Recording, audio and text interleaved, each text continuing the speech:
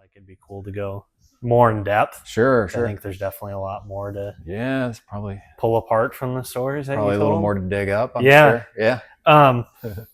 I think a good starting point, the tattoo shop in Dallas. That was where you got tattooed for the first time, correct? Yep. Yeah. And yeah, we can decide later if we should keep the names in or you can beep them. Yeah. The shop was called, I can't remember if it was always called Cyber Graphics, but that's for sure what it ended up being called. I think it was always that. So there's this spot down in downtown Dallas. It's called Deep Ellum, and it's made up of 3 different blocks. Some will say 4.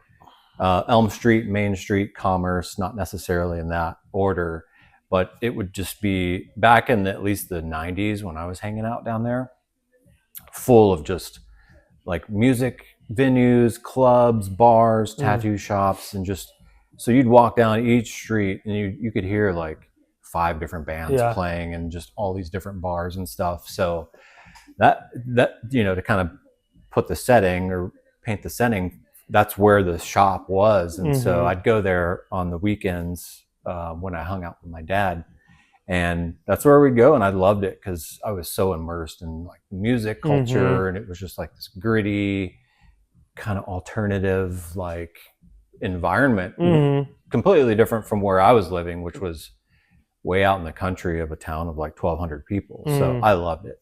And in the early days, the shop Cyber Graphics was above like a record store or something like that. So you'd have to go into the record store, go up the stairs, and they just kind of had like a loft. And that was like the first time I'd been in a legit shop was there. And I remember he had like this aquarium with an iguana in it. Oh, really? Oh man, I'm like, I love everything about this. Flash all over the walls. And then they moved to a pretty awesome location, just like a block or so over, in a much bigger building. And when you went in there for the first time, what was your like first impression? Was it like a gritty kind of street style shop, or was it? I don't know. Even if there may have been shops that existed like that. This one, again, I didn't have that much experience in tattoo shops, but I remember it being kind of dark, low lit, and again, it just had this ambiance of not sketchiness, but you could sense like that little bit of rebellion in the environment. And I don't know, I was just drawn to it. But there were only 2 dudes working there, the owner who did my tattoos and my dad's, and another guy. And they were pretty chill. Like I remember like, how much would this wizard be? And they're like, oh man, because everything, at least how they operated, like the walls were full of flash. Each design had a price on it. Oh, I gotcha. But not like big ones. Like, so I'm like, this wizard? They're like, yeah, man, I'll probably have to do hourly on that one.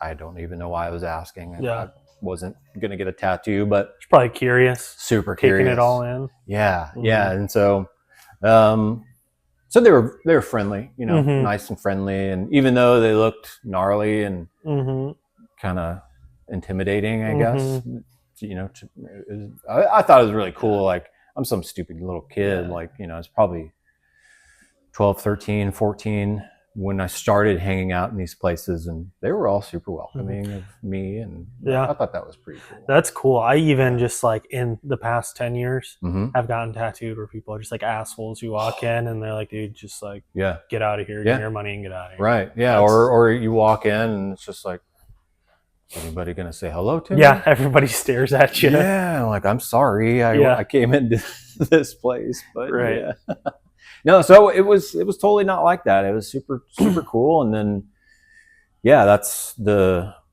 Cyber Graphics that they ended up opening, like across the street or whatever, is where my dad ended up getting his second tattoo. And that's where I got my first. And it was just awesome.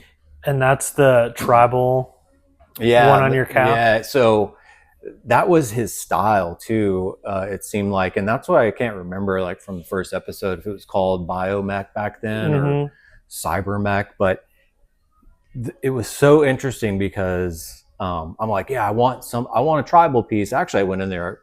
I was supposed to get a tribal armband. And this was big back in the 90s, Anthony Kiedis from Chili Peppers. I'm like, dude, that's awesome. I want to get something like that. And so, oh man, I'm so glad so lucky. But, those guys were super tattooed, and I don't know, I was admiring their leg tattoos. And so we're in there, I'm sitting in the chair, and he was just going to draw whatever on me with a marker. And he's like talking about this leak in his air conditioner, and my dad's like, well, let me take a look at it, maybe we could trade. And so then they walked to the back room, and it was there. I changed my mind. I'm like, I want to do something on my leg instead. And so he comes back, I'm like, hey dude, changed my mind, I want to do something on my leg. So I'm like, I still want tribal though. And so he just drew this tribal on and with markers, with like Sharpies, and his style was like incorporating lightning balls along with like these like 1980s 90s style like chrome balls, like cylinders and all this stuff, and then they'd be like the spacey kind of vibe. Yeah, it was wild. And then they were connected with like metal hoses, and then there'd be lightning. Like, I want something like that incorporated. So you just drew it on. And how, with that being your first experience, having them draw something on you versus like a stencil, did you even think about that, or were you like, just go for it? Yeah, I didn't even think about that, actually. That's a good question, because I mean, I just thought it was incredible. Like he just busted this thing out on my leg, with no drawing, and that's today's, well, probably forever. It's just been, that's what freehand is. That's the definition of freehand. So yeah, man, it was so cool. I loved every minute of it. And so then after that, I was just going home trying to draw like stuff with lightning balls and, tribal, and it was crazy, but so influential for sure. And absolutely in my tattoo experience and journey. I always think too, like, if obviously somebody who can draw well, I always think tattoos just look so much better on the body when they can like sit and just like, especially like background stuff, and draw it all in there. It always just like grabs and holds the body so much better. I agree. And Guy Aitchison being one that does it incredibly, like I can't imagine how long just the marker drawings take for some of these huge pieces that he does. And there's that desire and joy of getting to do that every now and again, but then it's also like, is my client going to be patient and cool enough while I sit here and because I'm not that fluent in doing it. I've done it a few times, but there's sometimes like, oh no, undo that, erase it and start over. So get a little self-conscious, I guess, when you're doing that, but whatever. Those they always look super cool. I love it. Seems definitely difficult, a lot of trust, like, and just like, because like sometimes you see it and it's like, looks like a mad scientist, like those bigger ones like that. But then you just, it's like, see a tattooer get at it and you're like, oh, that makes complete sense now. I think Carl Grace is probably a good example of that. Like, you look at his final drawing on the body and it's like, I see it, something, but then the tattoo's like 30 times more detailed and refined, and it's like, okay, it's just his roadmap. He knows what he's doing. He just needs the guide rails basically to do this tattoo. But so awesome. I love seeing that stuff. So I know you kind of told me a little bit, I think it was last weekend, about the guy that actually tattooed you, because you kind of like kept track of his work and like tried to touch back in, didn't you? So got my first tattoo, like I said, the first episode is that like my dad paid for the outline, my mom paid to have it colored, and then we moved to Hawaii. So I was 15 for sure at that point. And then I kept in touch with the guy. I won't say his name, but only because what's about to come. And just like writing each other. It was weird. Like, I mean, I don't know. He probably thought it was cool that a 15-year-old was super intrigued. I mean, into tattoo. Maybe, I know. Looking back, I'm like, that was kind of weird and some weird attachment stuff. But I looked up to him. I admired him. I dug everything about it. And so I'd totally write him. I'd send him postcards and stuff. But one request I had was like, hey, can you draw me a new tattoo that I'm thinking about having done. Yeah. This one's worse than the armband. I'm like, dude, I'm thinking about getting like this tribal thing around my belly button. Like a tribal sun around the belly button or something. Like, you think you could draw it up? And he did. Like, he was. That's pretty cool of him to do that. I wish I still had it though. And, you know, like he drew it on grid paper, you know, so it had to be all symmetrical and everything. And thankfully I never got it. But yeah, so that was kind of cool. And then, so lived in Hawaii for, you know, 3 years. And when I ended up going back to Dallas to go to school, and the tattoo that I had done on myself, which was my second ever tattoo. That was the tattoo machine, the coil machine. Sickle, gnarly tattoo machine that, that thing was, it is. I still have it. I'll probably always have it because it's just a relic. It's a memento for you. Yeah. And it's, you know, it's got my trashy work on it. And then his work on it. Yeah. So when I come back to Dallas from living in Hawaii, I look him up. I'm like, hey, dude, I don't know if you remember me or not, blah, blah, blah. He's like, oh, yeah, dude, I remember you. I'm like, yeah, I want to have you color my tattoo machine.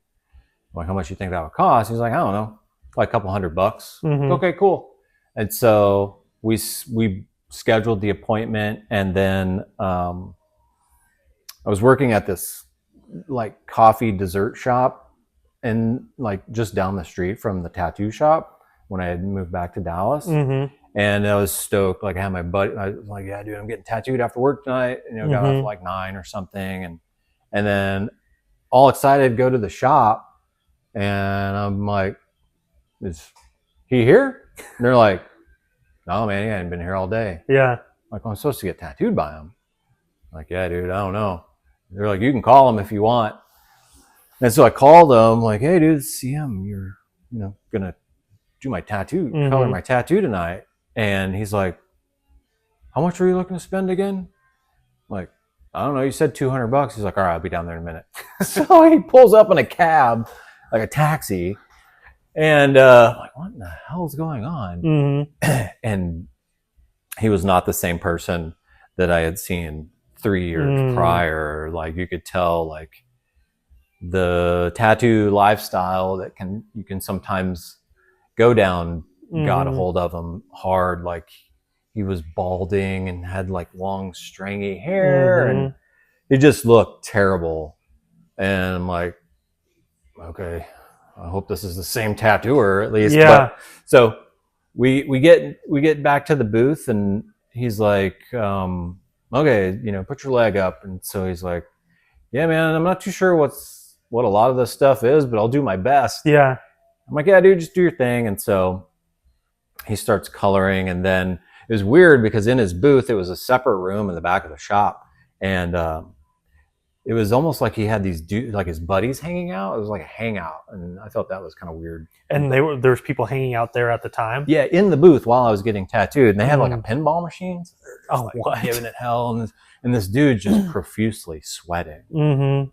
I'm like, oh my gosh, my buddy's with me, and we're just, I don't know, we're probably just taking it in. So I'm 18 at this point. He's probably 18, 19. So we're just and this is all at the time, all you know from like a tattoo shop experience, correct? Is that essentially? Yeah.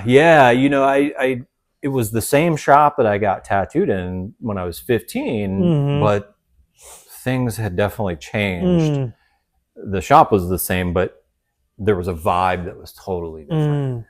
And so his buddies that are playing pinball, they're like putting cocaine out on the table behind me. And they're like, dude, you want some? Not to me, but to the artist. Yeah. And he's like, he looks up at me. He's like, do you mind?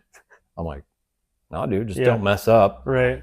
Totally. You're not even like, you're working on a turd of a tattoo. And I'm like, go for it. And so he goes over, does some cocaine, and sits back down and finishes my tattoo. And then after I'm all done, my buddy's like, we work on me? And so I had done like some lightning ball tattoo on my buddy, you know, before I moved to Hawaii. And and he's like, yeah, man, what do you want done? So he's just super high on cocaine for sure. By the time he tattoos my buddy. And so, oh my gosh, man, that's probably like one of the craziest experiences that I personally have had. I think that probably is up there with oh my gosh moments. That sounds like exactly what like older people who are like, I don't know if I'll go to a tattoo shop. That is exactly what they're picturing in their head. And you know, I mean, it's probably pretty accurate. You know, it's just, do we see it? Yeah. Or are they doing it like with clients in their room? Yeah, that is insane. Or are they, you know, at least being kind enough to go to the back room and hide it? I don't know. So, but yeah, I mean, I get that. And that kind of, that experience, and like we were talking earlier, like some of the experiences of walking into a shop and almost feeling like you need to apologize if you walked in, was like, you know what? I don't want that. Yeah. I want to offer something different. Yeah. And so that's why, you know, I try to encourage all of us to like, hey, if somebody walks in, let's at least just say hi. You know, let's not let them wait and wonder like, am I in the right place? No, let's just give them a greeting. Yeah. Whether they're here on purpose or they think we're, you know, the upholstery shop for some reason, let's just greet people so that they all feel welcome. Right. We had that older couple a couple weeks ago that they're just peeking through the windows. Never been to a tattoo shop before. Yeah, it was so cool. You could definitely tell just like from them being outside to walking in and how they're just like whole demeanor change. Like, oh, this is what it's like. Oh, okay. They're right. But yeah, if we're doing cocaine or, you know, just mean, then I mean, hopefully that was their good first experience. I don't know if they'll ever get tattooed, but that was cool. Yeah, so that was neat. So right after your first experience when you were 15 getting tattooed, you said in the last episode that you pretty much immediately went home and you ordered your first tattoo machine. Right? Yeah, man, I had a fire lit under me after that, and you know, that was the healthy period of time in that shop that the dude who did my first tattoo, like he was getting in magazines and on the covers of magazines, and just he was really exploding. And before we get to that, actually, didn't you say he had some relation to like Oliver Peck or something on Elm Street, and they worked together? Yeah, well, so at that point, the guy. So I'm sure they knew each other, but I don't know. I don't know how long Oliver Peck has been in Dallas. I think pretty much his whole time. But the guy who opened the shop,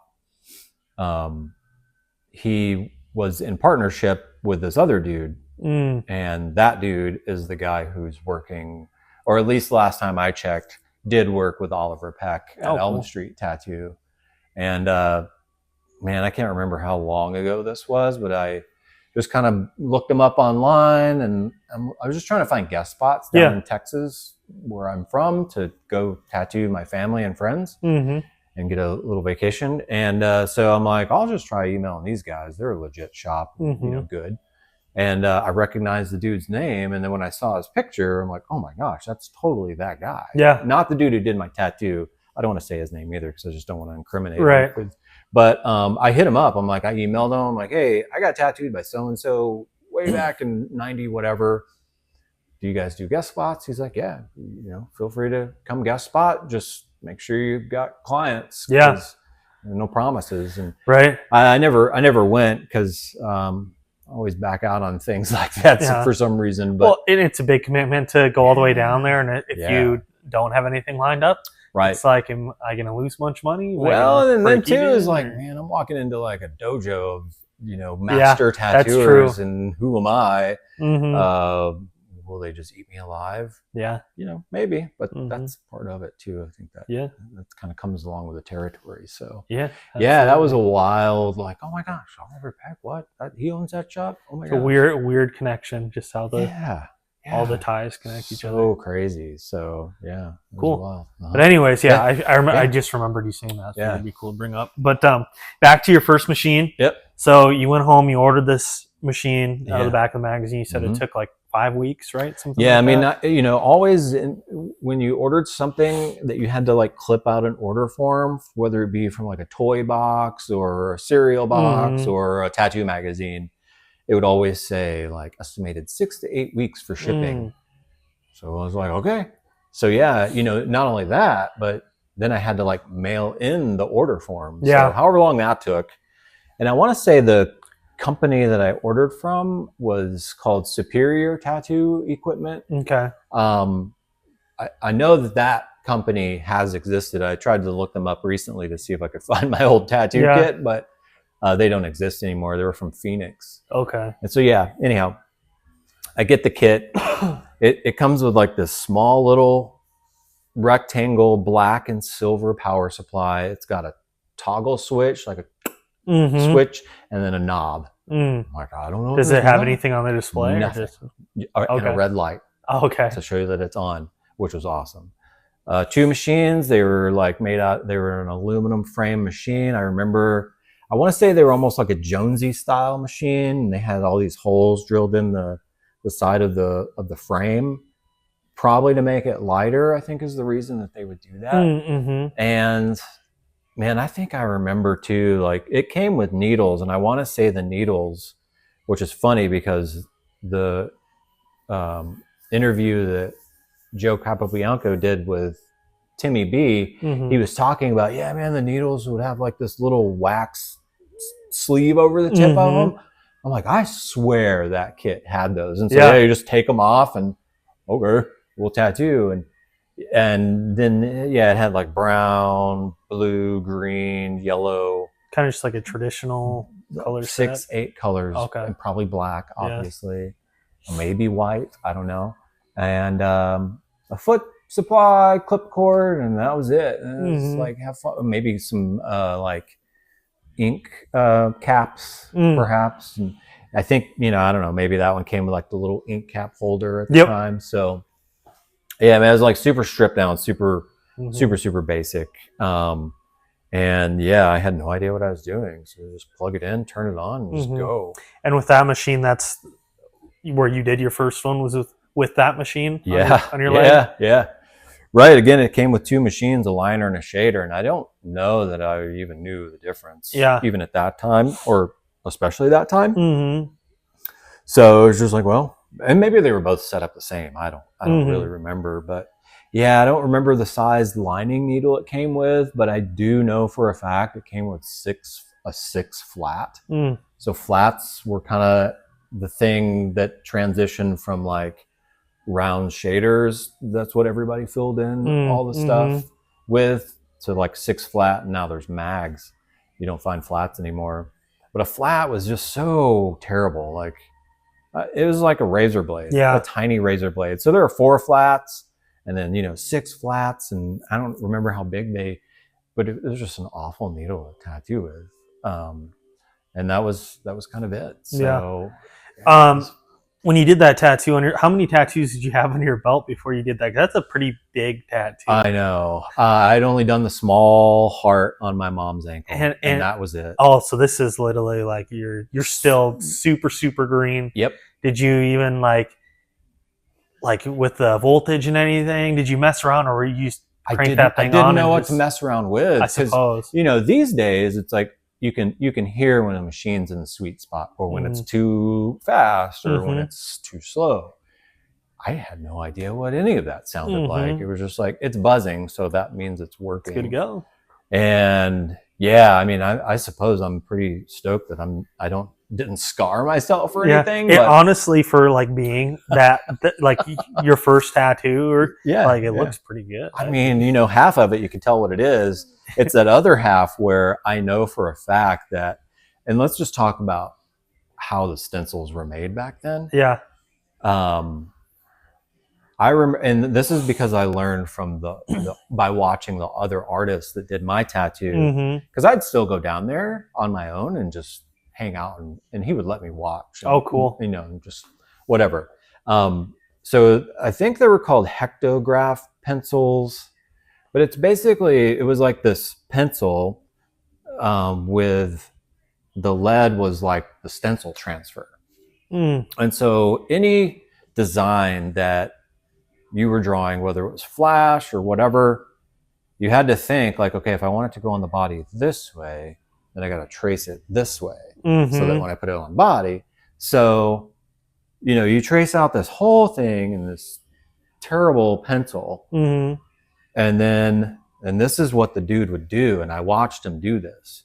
So then you use speed stick, and then you stick your stencil to it, and you peel it off, and dude, it's like, you can see it, but it's extremely light. Mm-hmm. There was not enough pigment in those pencils to like the paper that we use today. And so what homie would do is he would trace back over it all with like a fine tip Sharpie, because that would stay. Mm-hmm. That would last all the wiping and everything. Yep. And so I know for a fact that I at least use that type of stencil transfer on my leg. And I think only half of it looks familiar or recognizable, because the other half I probably like wiped away. Yeah. And I'm like, I don't know, it'll probably be fine. And yeah, but you know, it was what it was. And so yeah, that's just, yeah, it's so crazy. Like, but you know, and then a few years later, having it colored in by the other artist was like, okay, well, that makes it look a little better. Yeah, it's kind of cool too. It's like a little like legacy, and like you getting your first tattoo, and then you doing that, and then him finishing it. Yeah, yeah, it was like this weird like full circle kind of moment. And I mean, and again, like I said in the first episode, like I totally applied it backwards. Mm-hmm. Did you know at the time you applied it backwards? No. I didn't even, because I just traced it right out of the magazine. I didn't even think of like reversed image.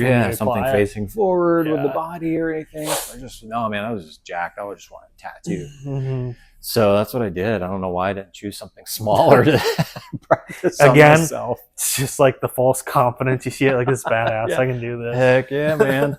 Well, it was even bigger than the tattoo that a professional did on me. Yeah. So, yeah, overconfident for sure.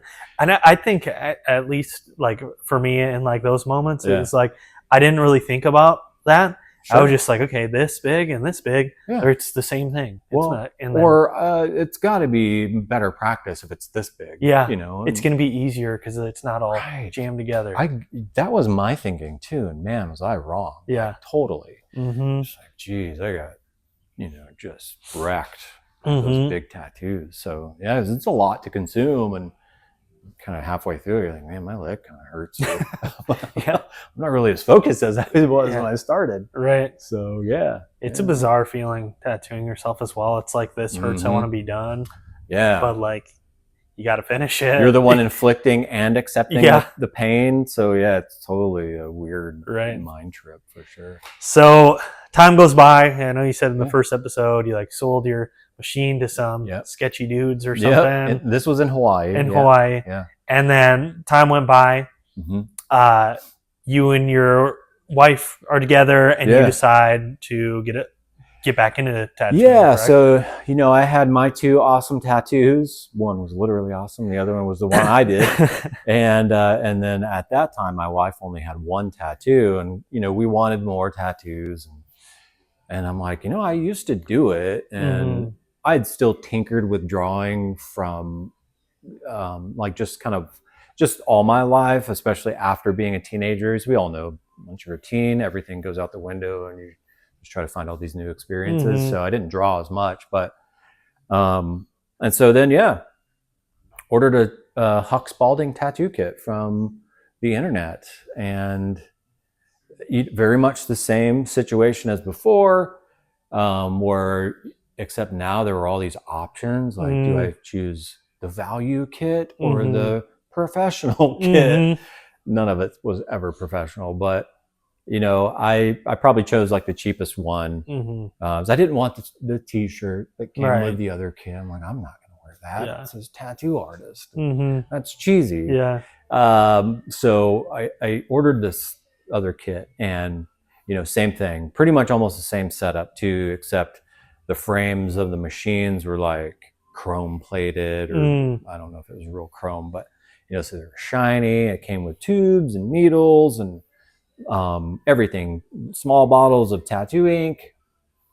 And dude, but the power supply on that thing, no lie, they called it the toaster. Yeah. Because it was the size of like a 2 bread slice toaster. Yeah. Like, and it had this red light on it. Again, boom, flip switch, and then this knob that I swear when you turned it, it was like, like, almost like you'd see like in World War II, like radar. Yeah. That thing was insane. And what's super cool about this, but I'll get to this point. But yeah, I mean, I never turned the knob. It was always turned all the way down, and those machines would just scream. And I'm like, dude, this, I didn't know what was happening until I got a few tattoos in. I'm like, I really wish I could just slow the machine down, because I don't know what's going on here. I just felt like that was a need. So yeah, and so I did a bunch of that. That's where tattooing today started, I guess. That I've been tattooing ever since that kit. And my first tattoo that go around was on my wife, and for some reason I thought it was a great idea to do a perfectly symmetrical 5-point star. And this is the first time you tattooed in years, right? Yeah, dude, that thing was an atrocity. Yeah, like the top triangle of the star looked fine. Is that where you started? Yeah, I don't know, maybe. Okay.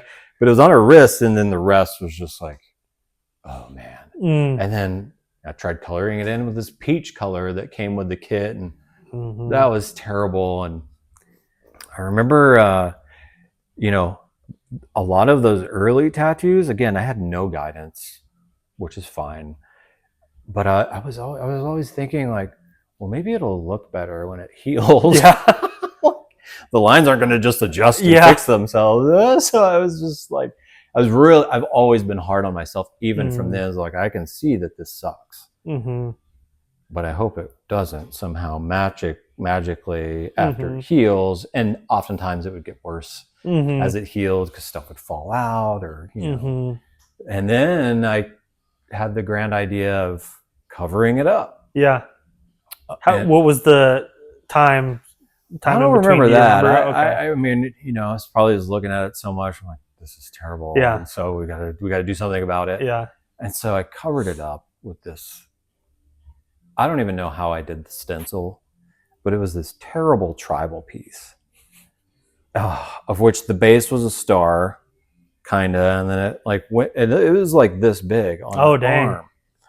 And that was where I'm like, well, this will be easy, because it's got all these long lines. That's going to be way pretty easier simple than that star. Yeah.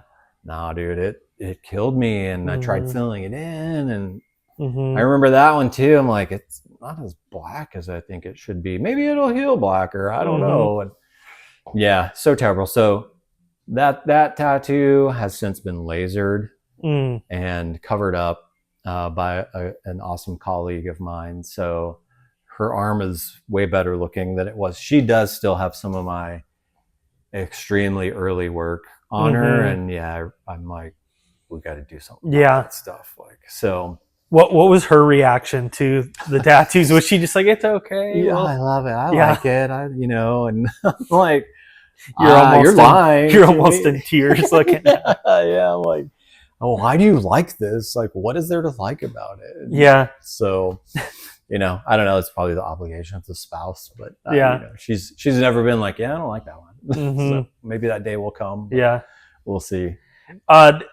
Is there any other ways you kind of experimented when you got your machines, or was it really just like run and gun, just kind of maybe pick a thing here and there each tattoo you did? Yeah, I think, especially whenever I was 15, there was nothing. It was just like, hey, you want a tattoo? Yeah. I'm learning.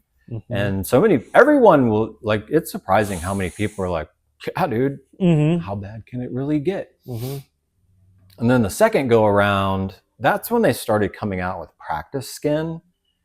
And even still, like today, a lot of it's so similar, or it's almost like tattooing malleable cardboard. It's just so hard, and it's almost like if you were tattooing the shin bone for your entire practice. You can feel it just smacking it. Yeah, it's like, and so it's really weird, but that was about it. I mean, that was all that I kind of had to practice. Otherwise, yeah, it was just human beings. And when the word started getting out that I was tattooing, people would hit me up and they're like, hey, I want to, do this tattoo. I'm like, cool. I don't charge. Like, I'm not charging you anything because I don't know what I'm doing. And so, but everybody would like tip me or whatever. Mm-hmm. And I remember doing like this solid black band around this dude's forearm. At first I was scared because, again, long, straight, perfect lines. I'm like, dude, and going around all the way around too. Yeah. I'm like, dude, I don't think I can do it. Yeah. So he's like, I think you can. What basis are you, what, you don't even know, but okay, I'll take your confidence over mine. And I want to say it took me like 7 hours to do it. And it was miserable. I think all I had was a 4 flat that I'm coloring in. Probably took a long time. Oh, forever. Yeah. Insane. Like today, it would probably take a couple hours, few hours. And he tipped me $40. Nice. It's a good day for 7 hours of tattooing, of brutal tattooing too. We were both just like hating life because obviously he's hurting, and I remember I was like at our kitchen table. And I remember him, he's just like this as I'm just drilling on his arm. I'm like, just hating life. Because I'm like, God, why did I do this? Did you like stencil that on, or did you just remember? I don't remember. If I stencil it, I guarantee you it's not straight. Yeah. Just because it's not that easy. Right. Even the other day, or actually last weekend, I had to do something that went around the wrist, and it's like, yep. Man, this is why this. There's tricks that I know and I could have implemented even last weekend, but I just didn't. So make it hard on myself. But dude, it is so crazy. It was such a weird like experience getting started, and oh man, I talked to a buddy of mine. He was one that got one of my early tattoos, and I think I just coerced him into getting it. Yeah, and. It had been like 20 years since we had spoken, and he's like, yeah, dude, I still got that tattoo. That's pretty cool. You did for me. And it was like the small cross on his wrist. It's like, dude, that's awesome, man. Yeah. That's super cool. So like, I've gotten a little better since then. Yeah, right. Yeah. That's awesome. Oh man, right? It's wild.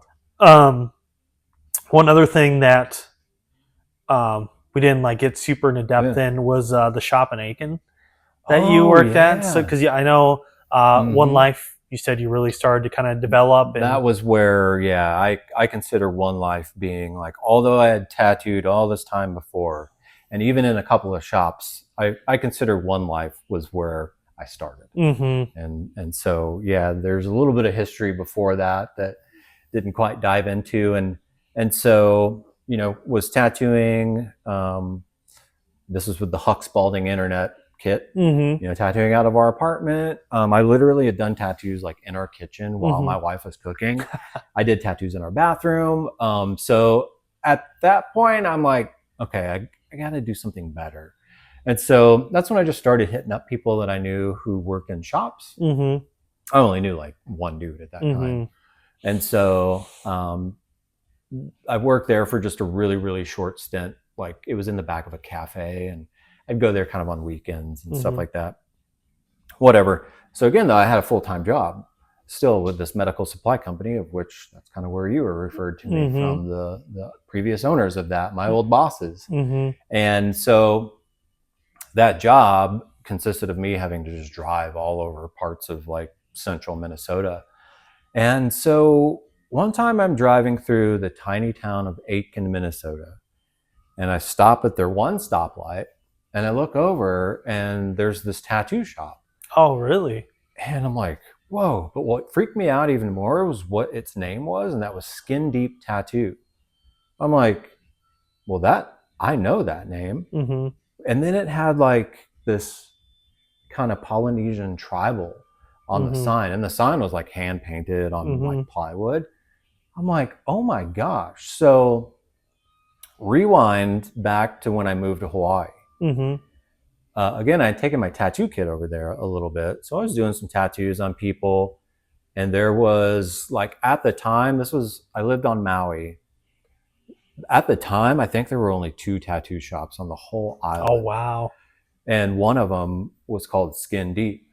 And that was in downtown Lahaina, which a couple of years ago totally burned to the ground, the whole town. The shop was across from the old banyan tree, which is like this centuries-year-old tree that also got kind of mostly destroyed in the fire. Mm-hmm.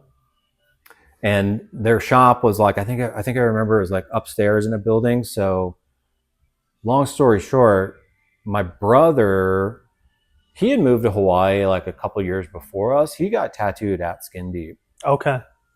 In Hawaii on Maui. And then so we visited once or twice, and I was like, yeah, I did this. Mm-hmm. And I'm like, oh yeah, they were just kind of appeasing me or whatever. Mm-hmm. And so I knew that Skin Deep was like not only a tattoo shop in Hawaii, but they were a legit shop. Right. Like, they'd been there forever, very well established. So then, yeah, fast forward now to like Aitken, I'm like, these guys are ripping off the tattoo shop in Hawaii. Yeah. And so I'm like, I'm going to go in there. Yeah. I'm going to go see what this is all about. I go in, I meet the 2 resident artists. And one, his name was Josh. I think he was probably the first one to talk to me. Super cool. Super chill with me. And then the owner was this old lady, stark white hair. At that time she was probably in her, I don't know, 60, and her name was Tawny Beekman. And I'm like, well, the reason I stopped in is because I used to live in Hawaii, and there's a shop out there called Skin Deep. And Tawny's like, yeah, that's mine. Wow. I'm like, what? Yeah. She's like, yeah, I own that shop. And I want to say that she even had one on Oahu at some point. But I'm like, are you kidding me? I'm like, I went into that shop before. Mm-hmm. And she's like, oh yeah, that, she used to work. She worked there because she owned it. And she's like, yeah, but I moved back to Minnesota to take care of my mom. And so and then I just opened the shop. So she, at the time, was that shop, still open? Like, yeah, she owned it and just had... I think she was like half owner at that time. So she owned it with someone else. And yeah, it was still, and I'm like, that is such, oh my gosh, you can't make that up. Exactly. And so that connection, I was like, again, I was working technically. I was still on the clock. Right. When I stopped in this tattoo shop, I'm like, do you guys mind? Like, I'm trying to learn tattooing. I'm tattooing, whatever. I don't remember what I would say. I'm like, is it cool if I come back tonight? Mm-hmm. And Aitken was like, probably, I don't know, 20 miles away from Like Brainerd. that. That's where we were living. And they're like, yeah. So they were both super cool. So I grabbed a bunch of my loose drawings, probably some stupid 4x6 pictures, terrible pictures of my tattoos. And I went back and I'm like chatting with them, and both Josh and Tawny were just so kind to me, so welcoming. And basically I'm like, can I just come hang out on the weekend? And they're like, yeah, absolutely. And so that eventually became like, hey, do you just want to help us out on the weekends when we're really busy? And I remember that being like the honor of my life. Yeah. Like, you guys are asking me to help. And so that was a straight up 99% street shop. So walk-ins only. Yep. And dude, there would be some days we would be so slammed. Like, all 3 of us would be just tattooing and people walking in. And then, we'd even like, there'd be a little break. Hey, we're going to go get barbecue. You want something? Yeah, get right on those sandwiches. And they'd come back and we couldn't even eat it. Yeah. There was never a break. And I remember one time, I think it was just Tawny and I tattooing. Again, the lobby is full of people. And, you're just tattooing. You're just getting through the tattoos, cashing people out. And then, so you don't really pay attention you see that there's just a lobby full of people. Yeah. But it was like, okay, who's next? And these 2 people raise their hand at the same time. And they start like bickering at each other. Like, I was here first. And like, blah, blah, blah. I'm like, I don't know. You guys got to figure this out. I need somebody can come sit in this chair. So that was wild, but that was such an amazing experience just to be, it's definitely like taking a drink out of a fire hydrant, walking in a super busy walk-in shop. And who would have thought? Like Aitken, Minnesota? No, dude, it was slammed. I would have never guessed that they could survive as just like a street shop in Aitken. Right, That's right. Wild. Well, and so, since then, Tawny had passed away. Josh is still tattooing. I see him every now and again at conventions, and his work has just gotten so good too over the years. It's interesting. We'll have a discussion with him soon, and it's just like, well, man, what did you think of our tattoos? And then I did a big tattoo on his leg as well at that shop, and I just outlined it. And, I don't think we ever did anything else to it. Yeah. And he did this one. He actually did this tattoo on me. Yeah. And so, when we would be in the shop and there wouldn't be anything to do, we'd just tattoo each other. Yeah. Until somebody walked in. That's when we'd stop tattooing each other. So yeah, it was a lot of fun, man. That was so crazy. Like thousands of miles away. I had been in both shops and it's the same owner. It's like, such a random place in Minnesota to go to. Like Twin Cities, you could be like, oh, right. Okay, maybe. Right. Yeah. But I can see that. Yeah. No. Yeah, man. It was so wild. So wild. It also seems like too that you fortunately all the experiences you had, at least from what I know of when you were trying to get your foot into tattooing, everybody was pretty welcoming, man. And nobody nice was mean to me. Yeah. Although when I walked into One Life, Brandon was not mean to me. He was just very matter of fact. Like, what are you cleaning your machines with? Alcohol? It's like, that's not enough, dude. Like, dude, why are you busting my chops right now? And so, but to kind of get to know him and work with him for a number of years and still talk to him to this day, it's just one that's just part of his personality, especially if you're coming in as a scratcher. Yeah. He would be the one who'd say, dude, just go home and throw your stuff away. Yeah. And I appreciate that. I don't know if he would do that today, but I remember I'm like, dude, that's badass. Yeah. Well, and that, to a point is good. Because we talked about in the first episode, there's so many people who are I'm going to get into tattooing. Right. And you definitely there has to be some sort of threshold to weed sift people through. Right. And I guess it almost would seem too, especially at that point, you're scratching, you almost have a little bit more to prove to him, you know what I mean? Oh, so you think you can tattoo. Yeah. You know what I mean? Or just to even show no, I'm trying to take this serious. Yeah, absolutely. This is not just something I want to do at the parties on the weekend. And that's why I said, I think when I did in the first episode, whenever I went to that convention, and Brandon was there, I think that's when he's like, oh, well, nobody else in the town is here. Saw you around. Just you are here. And he and his artists were there.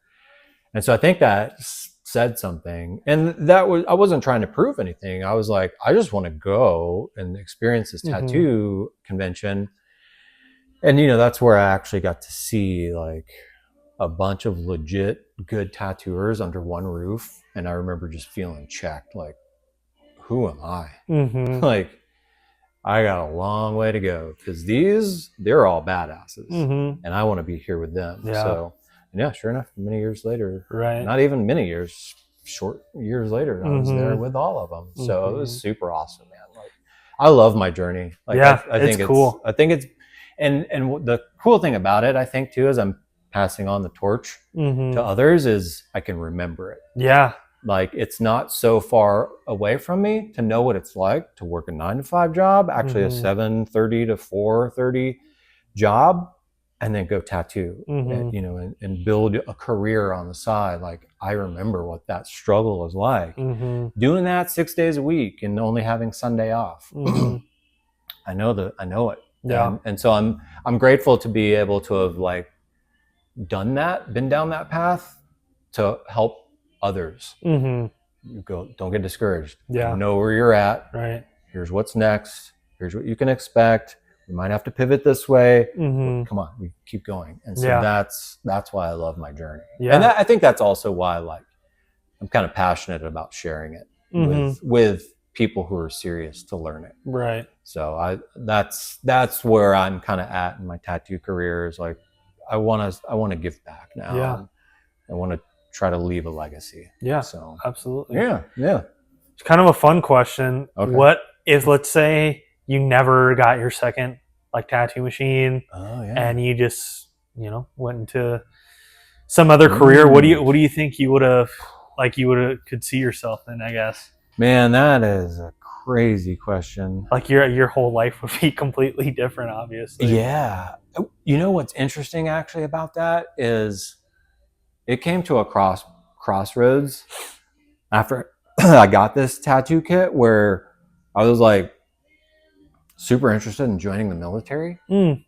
And I was honestly either going to do that or tattoo. And my wife was like, I will, like tattoo. Don't go to the military. Yeah. I'm like, okay. Yeah. And so maybe I would have done that. I don't know. I was like, when I started that period, I was married. We had 2 small kids. And so, and I was working with the medical supply company. And I think on the tail end of that, my wife and I were in full-time ministry. And so maybe I would have done that. Maybe I would have done the military thing. I don't know.